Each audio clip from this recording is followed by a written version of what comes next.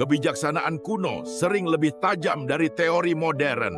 Ini dari Tiongkok kuno. Ini penting, dengerin. Kali ini, yuk kita bareng-bareng gali kebijaksanaan dari peradaban Tiongkok kuno. Siapa tahu kita bisa nemu kunci buat hidup yang lebih damai. Pernah nggak sih ngerasa capek banget sama semua ini? Kerjaan numpuk, handphone bunyi terus, rasanya dunia ini berisik banget. Nah pertanyaannya, di tengah semua kekacauan ini, gimana caranya kita bisa nemuin ketenangan gitu? Ternyata, para pemikir zaman dulu punya jawaban yang menarik. Menurut mereka, kunci ketenangan itu bukan soal ngejar ini itu atau punya lebih banyak barang. Justru sebaliknya, ketenangan datang saat kita bisa mengurangi keinginan kita. Dan ini bukan pemikiran baru loh, udah ribuan tahun para filsuf di Tiongkok mikirin hal yang sama. Hasilnya, wah, sebuah perpustakaan raksasa yang isinya kebijaksanaan semua. Anggap aja kita lagi mau tur singkat ke perpustakaan keren ini. Yuk, kita mulai! Oke, setiap perpustakaan besar kan pasti punya lorong-lorong utamanya ya. Nah, di perpustakaan pemikiran Tiongkok ini ada 3 pilar utama yang jadi fondasi cara mereka melihat dunia. 3 pilar itu adalah Taoisme, Konfusianisme, dan Buddhisme. Uniknya, ketiganya ini bisa hidup bareng, saling mempengaruhi satu sama lain, dan ngebentuk budaya Tiongkok selama ratusan tahun. Tujuannya sama kok, cari hidup yang harmonis, cuma jalannya aja yang beda-beda. Coba kita lihat 2 ajaran asli dari Tiongkok ini. Keduanya sama-sama nyari harmoni, tapi fokusnya beda. Taoisme, ajarannya Laozi, itu lebih ke harmoni sama alam. Ibaratnya kita diajak buat ngalir aja kayak air. Nah, kalau Konfusianisme, fokusnya ke harmoni di masyarakat. Jadi, yang ditekankan itu moralitas, keadilan, gimana cara kita berinteraksi sama orang lain. Oke, sekarang kita jalan lebih cepat ya. Kita intip beberapa buku paling penting dan paling berpengaruh di perpustakaan ini. Pemberhentian pertama kita, Dao De Jing. Ini kitab sucinya Taoisme. Katanya sih, yang nulis itu filsuf legendaris Lao Tse. Bukunya tipis banget, tapi wah, isinya dalam banget.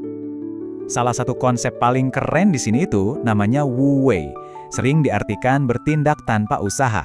Eits, tapi ini bukan berarti malas-malasan ya. Maksudnya itu bertindak selaras sama alur alam. Kayak pas kita lagi asik banget ngerjain hobi sampai lupa waktu. Nah, itu dia Wu Wei. Kita gerak ngikutin momen, bukan maksa-maksain kehendak. Lanjut kita ke rak berikutnya. Analek Confucius. Isinya ini kumpulan wejangan dan ide-ide dari Confucius yang dicatat sama murid-muridnya. Kalau tadi Dao De Jing ngomongin soal alam, nah Analek ini fokusnya ke manusia. Isinya tuh tentang pentingnya moralitas, belas kasih, keadilan, sama rasa hormat. Ini semua dianggap pilar biar masyarakat bisa stabil dan rukun. Tapi jangan salah, perpustakaan ini isinya bukan cuma soal kedamaian batin aja. Ada juga loh buku soal strategi praktis buat ngadepin konflik. Dan kalau ngomongin soal ini, juaranya ya jelas, Seni Berperang atau The Art of War karya Sun Tzu. Ini bukan sekedar buku sejarah loh, ini adalah buku ilmu militer pertama di dunia. Dan yang gila, pelajarannya soal strategi, persiapan, sampai cara baca lawan itu masih relevan banget sampai sekarang. Bahkan diajarin di sekolah-sekolah bisnis dan militer top di seluruh dunia.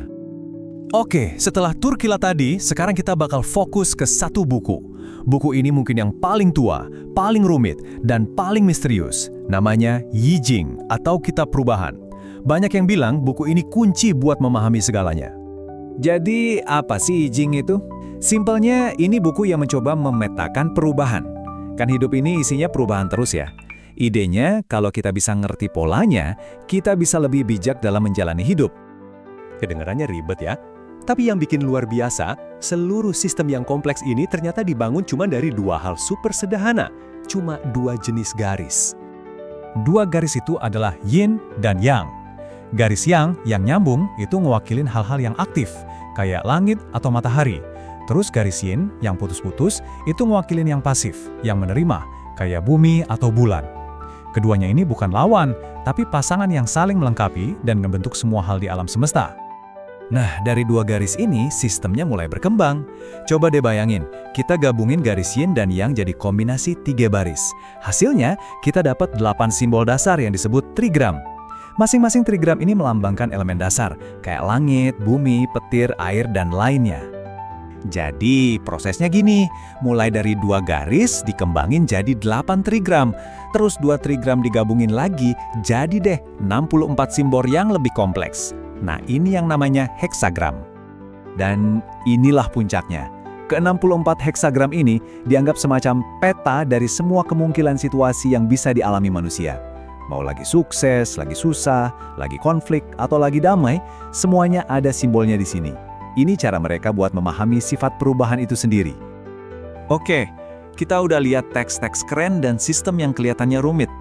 Terus, apa gunanya buat kita sekarang? Gimana cara kita pakainya di kehidupan sehari-hari? Intinya begini, semua kebijaksanaan kuno ini tuh bukan resep instan atau mantra ajaib. Anggap aja ini sebuah toolkit atau seperangkat alat. Alat buat apa? Buat bantu kita lebih ngerti diri sendiri, hubungan kita sama orang lain, dan posisi kita di alam semesta yang, ya, selalu berubah ini. Mungkin kutipan dari Lao Tzu ini pas banget buat nutup bagian ini. Paham sama ide-ide kayak Wu Wei atau hidup harmonis itu gampang di level teori, di kepala doang. Tapi tantangan sesungguhnya, disitulah letak kebijaksanaannya adalah pas kita coba mempraktikannya setiap hari. Jadi, saya mau tinggalin satu pertanyaan buat Anda.